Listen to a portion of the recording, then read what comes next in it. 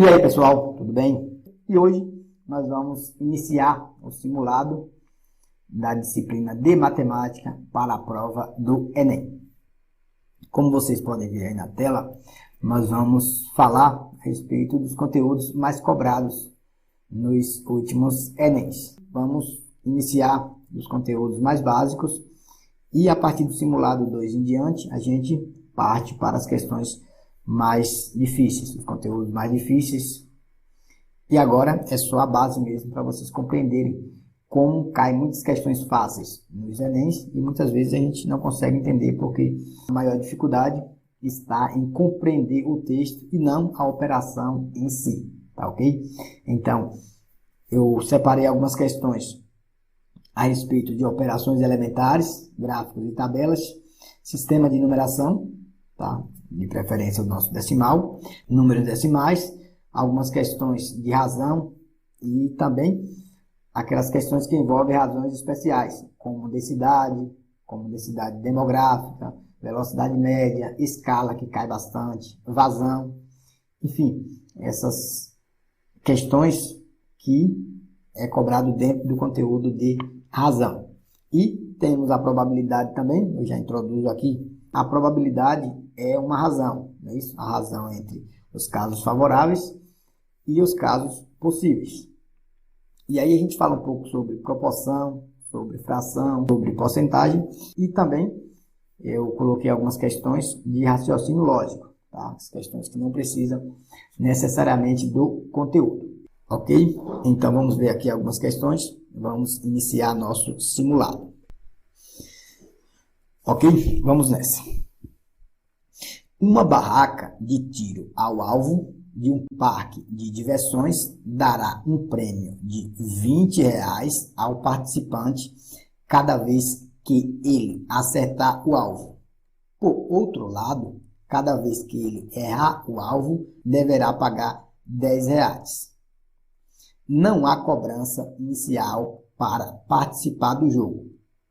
Um participante deu 80 tiros e, ao final, recebeu R$100. Qual foi o número de vezes que esse participante acertou o alvo? Beleza? Observe que minha questão diz o seguinte, que o participante ganha R$20 toda vez que acerta e perde R$10 toda vez que erra. Certo? Ele diz também que o participante deu um total de 80 tiros. E diz que ao final, esse cara recebeu R$100. Beleza? Então, observe. Eu vou utilizar aqui as soluções. Por quê? Porque a questão me disse que ele deu 80 tiros e pede o número de vezes que o participante acertou. Então, se ele acertou 30, por exemplo, certo? Se ele acertou 30, ele errou 50. Daí eu vou verificar se o cálculo referente à quantidade de acertos e a quantidade de erros corresponde realmente a R$100. Então, 30 acertos. Vamos ver se ele teve 30 acertos. Cada acerto, ele ganhou R$20. Então, a quantidade que ele ganhou vai ser 30 vezes 20. 30 vezes 20 dá 600. Então, ele ganhou R$600 pela quantidade de acertos. Mas ele perdeu R$10 para cada erro. Se ele acertou 30, ele errou 50, porque ele deu um total de 80 tiros. Então, ele errou 50, ou seja, 50 erros. Cada erro ele perde R$10, então ele vai perder um total de 50 vezes 10. 5 vezes 1, 5, colocando os dois zeros, dá 500. Então, ele ganhou 600, tá? Pela quantidade de acertos, e perdeu 500, porque foi a quantidade de erros. Então, ficou realmente 100, não é isso? Porque ele ganhou menos do que ele perdeu. 600 menos 500 dá 100. Realmente, o item correto é o item A, ok? Mas, Moisés, essa questão aqui não seria um sistema de equação do primeiro grau? Sim, nós poderíamos fazer da seguinte forma: a quantidade de acerto mais a quantidade de erros é igual a 80, que foi a quantidade de tiros, e para ele ficar com R$100, seria a expressão 20 vezes a quantidade de acertos menos 10 vezes a quantidade de erros é igual a quanto? 100, não é isso? Eu não sei a quantidade de acertos, eu não sei a quantidade de erros, só sei que 20 vezes a quantidade de acertos menos 10 vezes a quantidade de erros tem que dar 100. E aí, resolvendo esse sistema, nós encontraremos a solução. Beleza? Vamos ver aqui, eu já fiz aqui para a gente não perder tempo, porque o objetivo aqui nessa questão, nesse momento, é fazer utilizando as operações elementares. Mas eu fiz de outro modo para a gente ver que existe outra forma de fazer. Olha a solução aqui como fica. A quantidade de acerto mais a quantidade de erros é igual a 80. E 20 vezes a quantidade de acertos menos 10 vezes a quantidade de erros é igual a 100. Resolvendo esse sistema, o que foi que eu fiz? Multipliquei por 10 a equação 1, ficou 10A mais 10E é igual a 800. Observe, cada termo desse foi multiplicado por 10 quando nós multiplicamos a equação 1 por 10. Depois, o que foi que eu fiz? Fiz pelo método da soma. Somei a equação 1 com a equação 2. 10A mais 20A dá 30A. Mais 10A mais menos 10A, mais por menos a menos, então vai ficar 0. Vai cancelar esse mais 10E com menos 10E, porque seria 10E mais menos 10E. Ó, ficaria 10E, mais por menos dá menos, conserva o 10E. 10E menos 10E dá 0. Então, por isso, nós podemos cancelar aqui quando temos número positivo e o número negativo quando nós vamos somar. E aqui ficou 800 mais 100, 900. Podemos simplificar aqui, dividir por 10 em cima e dividir por 10 embaixo. Daí fica 90 por 3, que dá 30, ou, a grosso modo, 900 por 30 dá realmente 30. Tá? Então, a quantidade de acertos, A, é igual a 30, que foi o que a questão pediu. Beleza? Ok, realmente a quantidade de acertos foi 30, tá? Vamos ver agora essa questão que envolve gráficos e tabelas em uma única questão. Questão muito bem elaborada. O gráfico fornece os valores das ações da empresa XPN no período das 10 horas às 17 horas. Num dia em que elas oscilaram acentuadamente em curtos intervalos de tempo. Neste dia, 5 investidores compraram e venderam o mesmo volume de ações, porém em horários diferentes, de acordo com a seguinte tabela. Investidor 1, investidor 2, investidor 3, 4, 5. Hora da compra e hora da venda. Aqui está a tabela. Com relação ao capital adquirido na compra e venda das ações, qual investidor fez o melhor negócio? Então, para nós observarmos qual investidor fez o melhor negócio, nós precisamos saber a hora da compra e a hora da venda e ver. Ele deve comprar o mais barato possível e vender o mais caro possível para ele ter um lucro maior. Não é isso? Ou seja, nós temos que observar aqui qual investidor teve o maior lucro. Vamos observar o investidor 1. Ele comprou às 10 horas e vendeu às 15 horas. Às 10 horas, vamos aqui no gráfico ver por quanto ele comprou. Não é isso? Às 10 horas aqui, o eixo dos tempos aqui em horas é o eixo X, que seria lá no geral em matemática, e o eixo Y é o eixo vertical aqui, é o valor da ação em reais. Ou seja, às 10 horas o valor da ação estava a 150 reais. Então, às 10 horas o valor da ação é 150. Certo? Ao ponto aqui, pega aqui, projeta no gráfico e vem no eixo das ação em reais. Às 15 horas, o valor da ação estava a 460. Então, 460 às 15 horas. Vou preencher aqui os outros valores para facilitar nossos cálculos. 10 horas aqui é 150, é isso. Às 17 horas, 200. Às 13 horas, 380. Às 15 horas, já tem aqui 460, né? Às 15 horas aqui novamente 460. Às 16 horas, 100.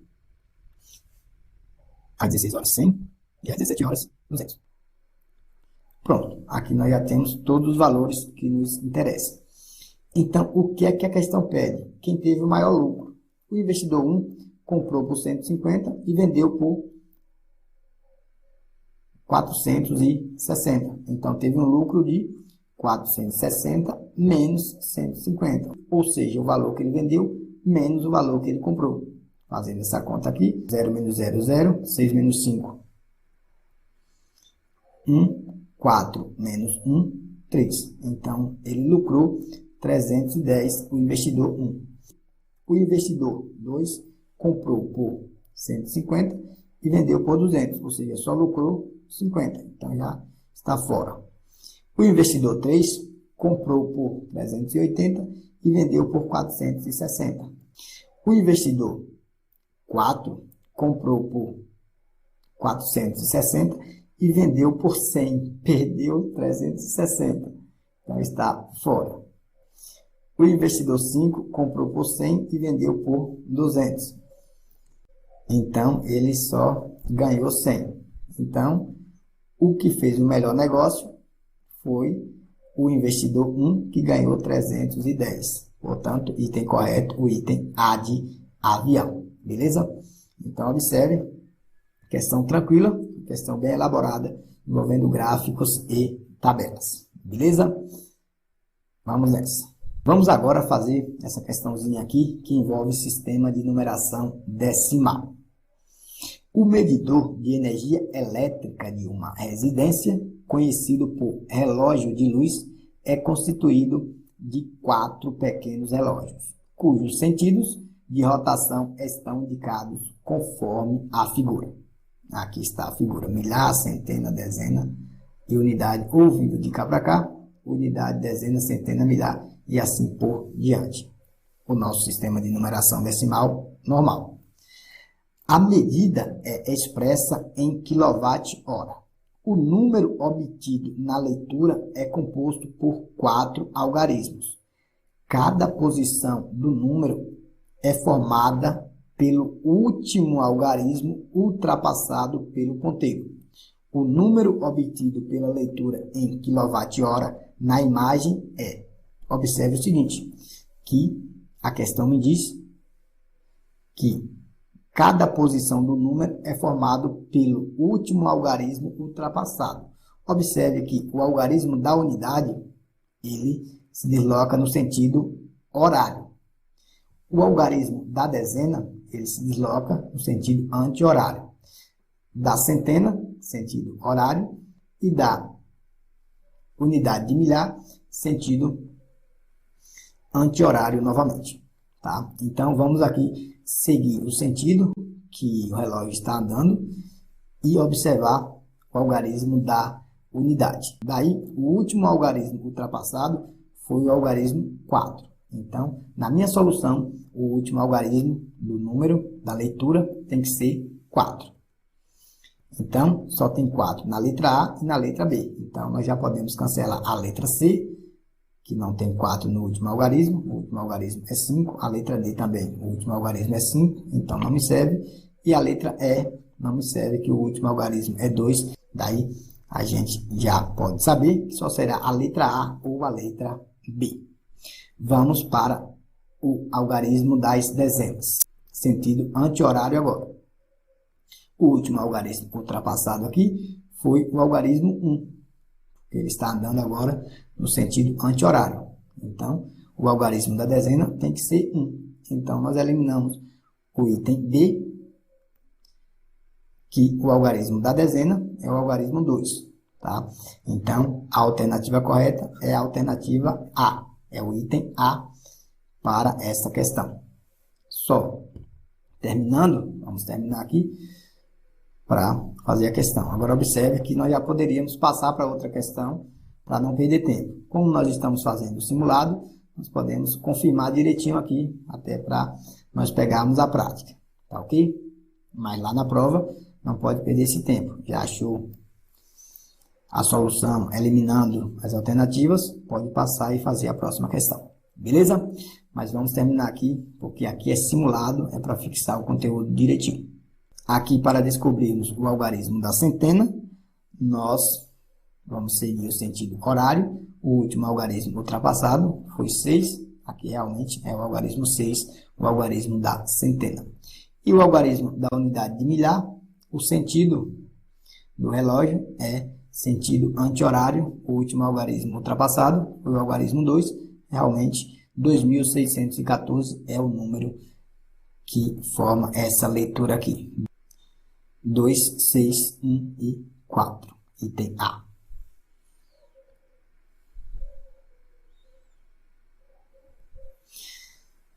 Próxima questão. O dono de uma oficina mecânica precisa de um pistão das partes de um motor de 68 milímetros de diâmetro para o conserto de um carro. Para conseguir esse dono vai até um ferro velho e lá encontra pistões com diâmetros iguais a 68,21 milímetros, 68,102 milímetros, 68,001 milímetro, 68,02 milímetro e 68,012 milímetros. Para colocar o pistão no motor que está sendo consertado, o dono da oficina terá de adquirir aquele que tenha o diâmetro mais próximo do que precisa. Nessa condição, o dono da oficina deverá comprar o pistão de diâmetro. Aqui estão as opções. Observe, pessoal, que aqui é uma questão de comparação de números decimais. Ele quer o pistão que possua o diâmetro mais próximo do que ele precisa. Ele precisa do diâmetro de 68 milímetros. Então, eu quero saber qual desses valores aqui está mais próximo de 68. Ok? Então, observe que uma maneira mais simples da gente entender isso aqui é nós igualarmos o número de casas decimais. Como aqui são números decimais, basta colocar o zero que não altera. Então, se for número decimal, colocando o zero não altera. Tá ok? Então, 68,21 é equivalente a 68,210. Aqui eu já igualei o número de casas decimais, 3 casas decimais. Aqui já tem 3 casas decimais. Aqui tem 2, eu posso colocar o zero, ficando com 3 casas decimais. E os outros todos estão com 3 casas decimais. Aí agora eu posso comparar, não é isso? 68 milímetros, 210 milésimos de milímetros. Aqui é 68 milímetros e 102 milésimos de milímetro. 3 casas decimais, nós falamos milésimos. Uma casa décimo, 2 casas centésimos e 3 casas milésimos. Então, observando os itens, o item que está mais próximo de 68 é o item 68 milímetros e 1 milésimo de milímetro. Então, o valor menor é 68,001. Observe que ficou fácil. Aqui passou 210 milésimos de milímetro, aqui passou 102 milésimos de milímetro, aqui passou 20 milésimos de milímetro, e aqui passou 12 milésimos de milímetro, e aqui passou apenas 1 milésimo de milímetro. Então, o item correto é o item E. Tá? Então, observe que para comparar números decimais, o grande lance é a gente igualar o número de casas decimais.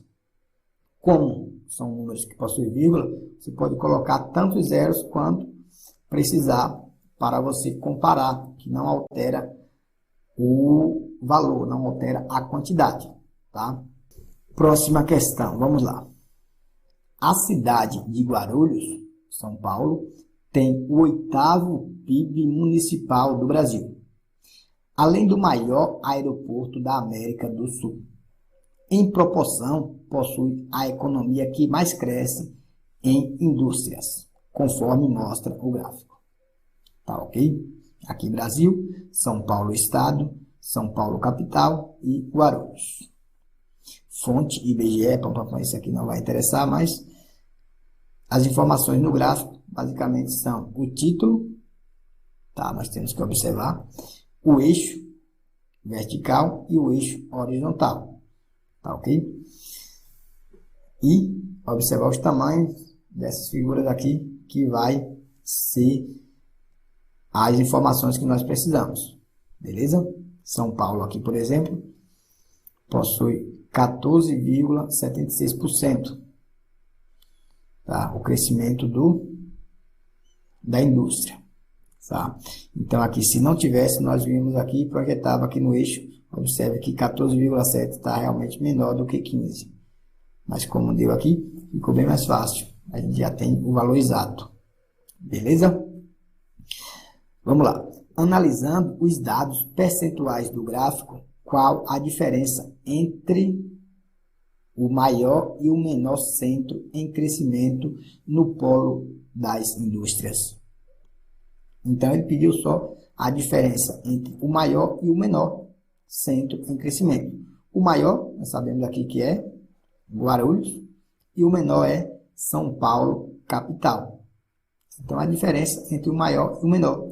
Então, vai ser 60,52 menos 3,57. Observe que em número decimais nós temos que colocar a vírgula embaixo de vírgula para fazer subtração ou adição. Beleza? Vamos nessa agora fazer o cálculo direitinho. 2 não pode subtrair 7. Nós falamos 12 menos 7 dá 5. Venho aqui para baixo. 5 foi um aqui para baixo, ficou 6. 5 não pode tirar 6, nós falamos 15 menos 6 dá 9. Venho aqui para baixo. Era 3, ficou 4. 0, tirar 4 não pode. Nós falamos 10 menos 4, 6. Venho aqui para baixo. 6 menos 1, 5. Vírgula embaixo de vírgula.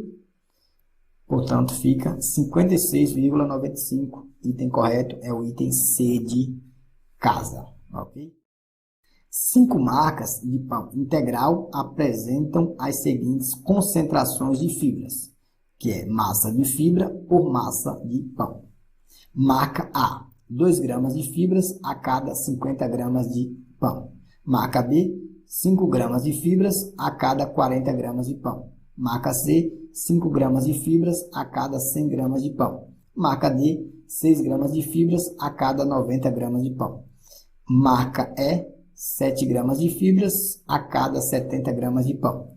Recomenda-se a ingestão do pão que possui a maior concentração de fibras. A marca a ser escolhida é, observe que ele quer a maior concentração de fibras. A questão me diz que a concentração de fibras é dada por massa de fibra por massa de pão, ou seja, 2 para 50, 5 para 40, 5 para 100, 6 para 90 e 7 para 70, ou seja, massa de fibra por massa de pão. 2 para 50. Simplificando isso aqui, nós podemos dividir por 2 de cima e dividir por 2 de baixo. 2 dividido por 2 dá 1, 50 dividido por 2 dá 25. 5 para 40, nós podemos simplificar 5 dividido por 5 e 40 dividido por 5. 5 dividido por 5 dá 1, 40 dividido por 5 dá 8. Aqui nós podemos simplificar ainda, dividir por 5 e dividir por 5. 5 dividido por 5 dá 1, 100 dividido por 5 dá 20. 6,90. 6 dividido por 6 dá 1. E 90 dividido por 6, 9 dividido por 6 dá 1. 1 vezes 6, 6 para 9, 3.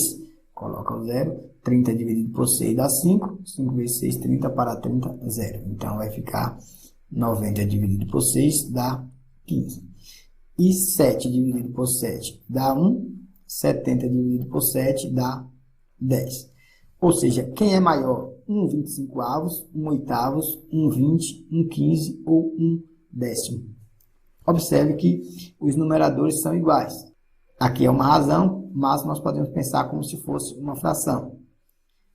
Certo? Quando nós temos frações de numeradores iguais, quanto menor o denominador, maior é a fração. Então, 1/8 é maior do que 1/25, é maior do que 1/20, é maior do que 1/15 e é maior do que 1/10 ou 1/10. Então, o item correto é o item que possui a marca B. Portanto, item B é a alternativa correta. Pessoal, para a gente não ficar decorando propriedade, é interessante que a gente entenda isso aqui. Nós podemos pensar uma razão ou uma fração como sendo uma divisão. Aqui eu tenho 1 dividido em 25 partes.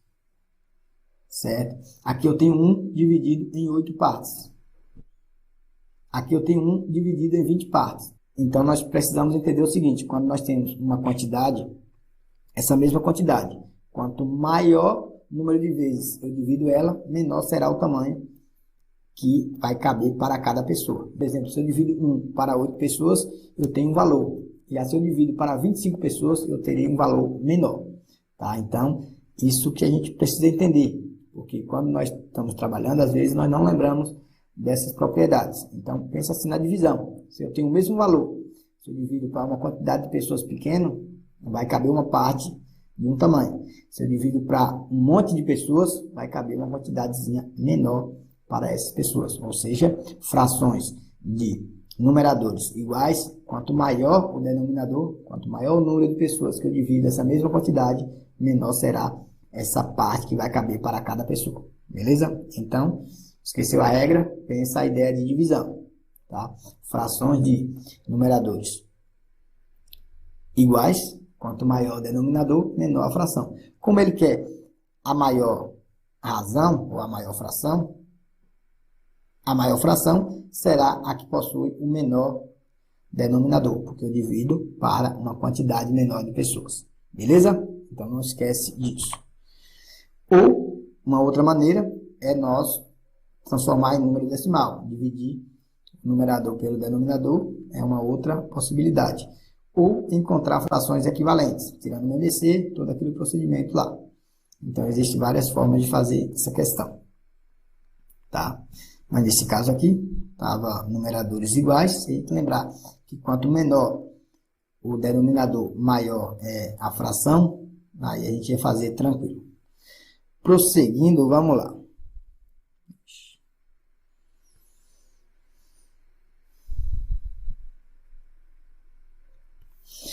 Uma cisterna de 6.000 litros foi esvaziada em um período de 3 horas. Na primeira hora, foi utilizada apenas uma bomba, mas nas 2 horas seguintes, a fim de reduzir o tempo de esvaziamento, outra bomba foi ligada junto com a primeira. O gráfico formado por 2 segmentos de reta mostra o volume de água presente na cisterna em função do tempo. Aqui está o volume em litros e aqui está o tempo em horas. Aqui nós temos que quando iniciou, aqui o tempo 0, o volume de água era 6.000 litros. Tá? Esse valor aqui é 6.000 litros. 1 hora depois, esse volume de água passa a ser 5.000 litros. Observe que no primeiro instante, que só tem a bomba 1, tá? Vou chamar de B1, só tem a bomba 1, a vazão é de 1.000 litros por hora. Ó, litro, variou aqui 1.000 litros, no instante de tempo de 1 hora. Então, a vazão é 1.000 litros por hora. No segundo trecho, nós já temos a bomba 1 e a bomba 2 juntos, certo? Se a bomba 1 ela descarrega 1000 litros por hora, então vamos ver aqui 1000 mais a bomba 2. Vamos observar agora a vazão das duas bombas juntas. Aqui era 5.000, aqui no finalzinho onde foi ligado as duas bombas, a partir da primeira hora, 5.000 litros, de 1 até 3, aqui é 1, aqui é 3. Gastou, durou 2 horas, não é isso? Então, no segundo trecho, teve a bomba 1 e a bomba 2 juntos. Qual a vazão dessas duas bombas juntas? 5.000 dividido por 2, que é 5.000 litros em 2 horas. O que dá 2.500 litros por hora. Ou seja, 5.000 dividido por 2. Tá? 5 dividido por 2 dá 2. 2 vezes 2, 4. Para 5, 1. Conserva o 0. 10 por 2 dá 5. 5 vezes 2, 10. Para 0, 0. Sobrou esses 2 zeros. Podemos colocar direto aqui. Portanto, 2.500 litros. Então, a bomba 2 vai ser 2.500 menos 1.000, que foi o da bomba 1. Passando o 1.000 para cá, subtraindo. Então, a bomba 2, 2.500 menos 1.000, dá 1.500 litros por hora. Porque nas 2 horas seguintes, foi a bomba 1 e a bomba 2 juntos. Como nós já sabemos que a bomba 1 ele tem uma vazão de 1.000 litros por hora, a bomba 2 vai ser 2.500, que é as duas juntas, menos a vazão da bomba 1, que vai dar 2.500 menos 1.000, 1.500. Item correto, item C de casa. Beleza? Vamos nessa.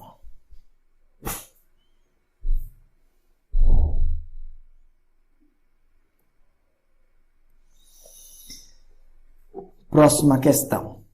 O esporte de alta competição da atualidade produziu uma questão ainda sem resposta. Qual é o limite do corpo humano?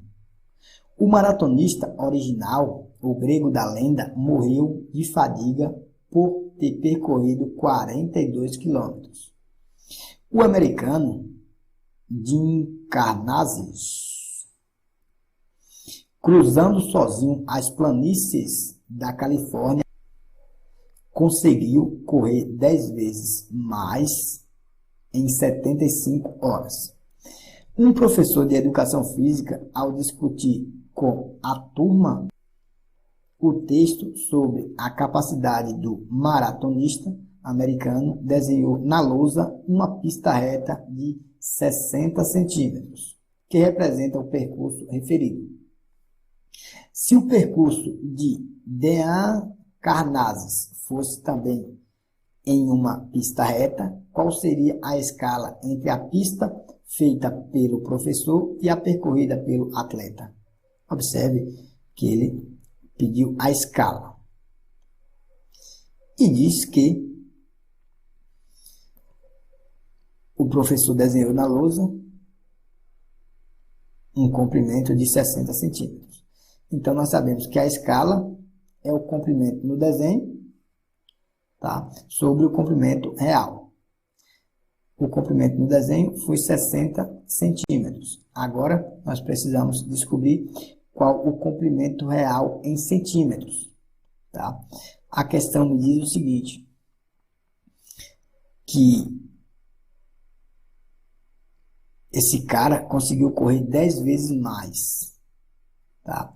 Então, se o grego correu 42 quilômetros, então esse outro cara, Karnazes aqui, percorreu 10 vezes mais, ou seja, 42 vezes 10 quilômetros, que dá 420 quilômetros. Agora eu preciso transformar 420 quilômetros em centímetros, unidade de medida de comprimento. No centro fica a unidade fundamental, metro. À direita fica os valores menores do que o metro, que nós chamamos de submúltiplos, que é o decímetro, centímetro e milímetro. À esquerda fica os múltiplos que nós chamamos de decâmetro, hectômetro, quilômetro. Para transformar cada unidade que está à sua direita, nós vamos multiplicar por 10. Multiplicar por 10, cada uma será multiplicado por 10.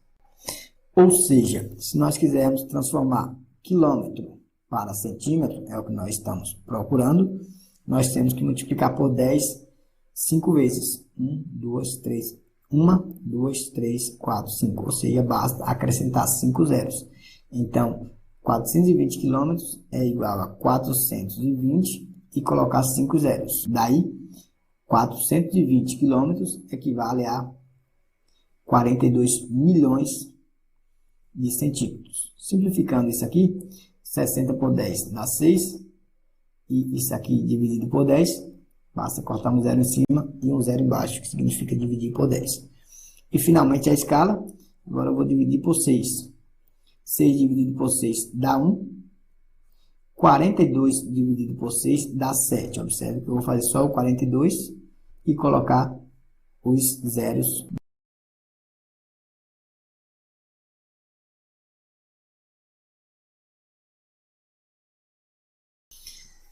Próxima questão.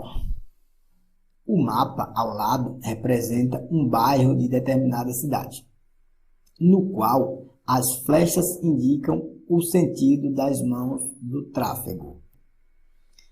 Sabe-se que esse bairro foi planejado e que cada quadra representada na figura é um terreno quadrado de lado igual a 200 metros. Desconsiderando-se a largura das ruas, qual seria o tempo em minutos que um ônibus em velocidade constante e igual a 40 km por hora, partindo do ponto X, demoraria para chegar até o ponto Y? Partindo do ponto X, demoraria para chegar ao ponto Y. Vamos ver? O sentido é a flecha que indica. Então, ele vai percorrer aqui uma quadra que possui 200 metros.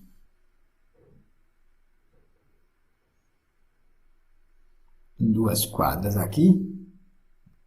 3 quadras. 4 quadras. 5 quadras. Vai ser 5 vezes 200. Vai ser a quantidade de metros que ele vai andar. 5 vezes 200. Basta fazer 5 vezes 2, que dá 10, e conservar os dois zeros aqui do 200. Então, 5 vezes 200 dá 1000 metros, ou seja, equivale a 1 quilômetro. E a questão me diz que a velocidade que esse carro percorreu é 40 km por hora. Ou seja, com uma velocidade de 40 km por hora, quanto tempo esse carro demora para percorrer 1 km? Pessoal, observe que aqui nós poderíamos fazer a fórmula e resolver, tá? Então, ficaria V é igual a distância dividido por tempo. Então, fazendo a proporção, 1 vezes D é igual a V vezes T. Então, passando o V dividindo, ficaria D dividido por V é igual a T. Então, a distância de 1 km dividido por 40, que é a velocidade, é igual a T. Ou seja, 1/40, como está em horas, seria 1/40 de hora. Tá? Então, 1/40 de hora é igual a 1/40 de 60 minutos. Então, basta a gente calcular isso aqui, 1/40 de 60 minutos. 1 vezes 60, 60, dividido por 40. Simplificando isso aqui, dividir por 10 em cima e dividir por 10 embaixo. 60 por 10 dá 6, 40 por 10 dá 4, ficou 6 quartos. 6 dividido por 4, podemos simplificar ainda, dividir por 2 em cima e dividir por 2 embaixo. 6 por 2 dá 3, 4 por 2 dá 2. 3 dividido por 2 dá 1,5. Então, item correto é o item D de dado. Só fazendo essa conta. 3 dividido por 2 dá 1. 1 vezes 2, 2 para 3, 1. Coloca o 0 e vírgula. 10 dividido por 2 dá 5. Então, realmente dá 1,5 é o tempo em minutos. Tá ok? Qual seria uma outra maneira de fazer essa questão? Ou seja, a velocidade em quilômetros por hora seria transformar o quilômetro em metro, 40 mil, porque cada quilômetro equivale a 1000 metros, dividido por hora. Uma hora é 60 minutos. Então, aqui eu tenho metro por minuto, certo? Então, a velocidade seria 40 mil metros por 60 minutos. Então, eu quero 1000 metros, ou seja, quantos minutos esse carro faria 1000 metros, se ele faz 40 mil metros em 60 minutos. Vamos ver? Eu quero chegar a 1000. Vamos dividir por 10, dividir por 10 embaixo. Isso? Então, fica 4.000 metros em 6 minutos. Como eu quero 1000 metros, eu divido 4.000 por 4, vai dar 1000 metros, é o que eu quero, em 6 minutos. Como eu dividi por 4 em cima, eu tenho que dividir por 4 embaixo. Então, vai ficar 6 dividido por 4. Tá? Aí, eu vou achar 1000 metros no tempo que eu quero. 6 dividido por 4 dá 1. 1 vezes 4, 4. Para 6, 2. Coloca o 0 e vírgula. Dividido por 4 dá 5. 5 vezes 4, 20. Para 20, 0. Então, ficou 1,5 minuto. Embaixo é minuto. E em cima é metros. Daí ficou 1000 metros em 1,5 minutos. Item correto é o item D. Ok? Observe que tem várias maneiras de nós fazermos. Tá? Você pode fazer procedimento utilizando a fórmula lá de física, ou você pode fazer utilizando a matemática mesmo. Cerca de 200 milhões de brasileiros vivem na região coberta pela Caatinga, em quase 800 mil quilômetros quadrados de área. Quando não chove, o homem do sertão e sua família precisam caminhar quilômetros em busca da água dos açudes. A irregularidade climática é um dos fatores que mais interfere na vida do sertanejo. Segundo esse levantamento, a densidade demográfica da região coberta pela Caatinga em habitantes por quilômetros quadrados é de... Observe que a questão deu esse texto todo e só pediu a densidade demográfica, que a densidade é o número de habitantes por quilômetros quadrados. O número de habitantes ele deu foi brasileiros, ou seja, a quantidade de pessoas são 20 milhões e a área 800 mil quilômetros quadrados. Então, nós sabemos que a densidade que ele pediu foi em habitantes por quilômetros quadrados. Então, basta dividir 20 milhões por 800 mil quilômetros quadrados. 20 milhões, nós podemos escrever da seguinte forma: 20 vezes 1 milhão. Ou, simplesmente, escrever 20 e 6 zeros. Tá? Nós sabemos que 3 zeros é 1000, não é isso? 6 zeros é milhão. Então, aqui são 20 milhões. Unidade, dezena, centena simples. Unidade, dezena, centena de milhar. E unidade, dezena de milhão. Então, 20 milhões, você escreve assim: 26 zeros. Dividido por 800 mil. 800 e 3 zeros. 1000 é 3 zeros. Então, nós podemos cancelar aqui 5 zeros de baixo com 5 zeros de cima. Ou seja, é o mesmo que dividir por 100 mil embaixo e dividir por 100 mil em cima. Daí fica 200 dividido por 8. Quanto dá 200 dividido por 8? 200 dividido por 8 2 não pode dividir por 8. Nós fazemos 20 dividido por 8, que dá 2. 2 vezes 8, 16. Para 24, conserva o 0. 40 dividido por 8, dá 5. 5 vezes 8, 40. Para 40, 0. Então, 200 dividido por 8 dá 25. Item correto, o item B de bola, ok? Beleza? Vamos nessa próxima questão. Próxima questão diz o seguinte: o hábito de comer um prato de folhas todo dia faz proezas para o corpo. Uma das formas de variar o sabor das saladas é experimentar diferentes molhos. Um molho de iogurte com mostarda contém 2 colheres de sopa de iogurte desnatado, 1 colher de sopa de mostarda, 4 colheres de sopa de água, 2 colheres de sopas de azeite. Considerando que 1 colher de sopa equivale a 15 ml, qual é o número máximo de doses desse molho que faz utilizando 1,5 litros de azeite e mantendo a proporcionalidade das quantidades dos demais ingredientes?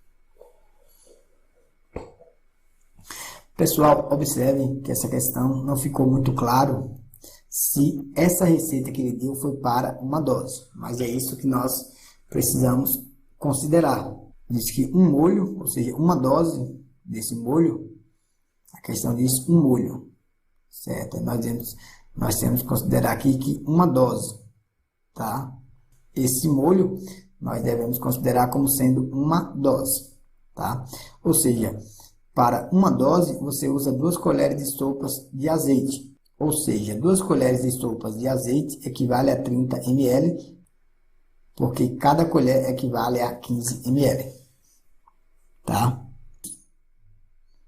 Ou seja, a questão me pede que se nós tivermos 1,5 litros de azeite, quantas doses nós podemos fazer?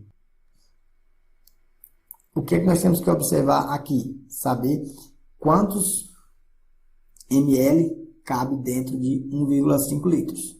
Isso é simples, não precisa nem fazer conta, porque 1 litro equivale a 1000 ml e meio litro equivale a 500 ml. Portanto, nós temos aqui em 1,5 litro, 1000 ml mais 500 ml. Então, 1,5 litro equivale a 1500 ml. Ou seja, uma dose você gasta 30 ml, 30 ml. Para chegar a 1500 ml, você multiplicou por quanto? Multiplicou por 50. Ou seja, se você multiplicou o azeite por 50, todas as outras unidades vai ser multiplicada por 50 também. Isso significa que faremos uma quantidade de 50 doses. Então, questão muito simples. Basta a gente observar que para 2 colheres de sopa, nós gastamos 30 ml. Ou seja, para manter a proporção, nós temos que multiplicar essa quantidade de ml por um valor para chegar até 1,5 litros, que é, na verdade, 1500 ml. Então, se eu multipliquei a quantidade de azeite por 50, eu tenho que manter a proporcionalidade nos outros. Então, eu tenho que multiplicar por 50 cada um dos elementos também. Ou seja, faremos uma quantidade de 50 doses. Beleza? Questão muito simples, não precisa de muito trabalho.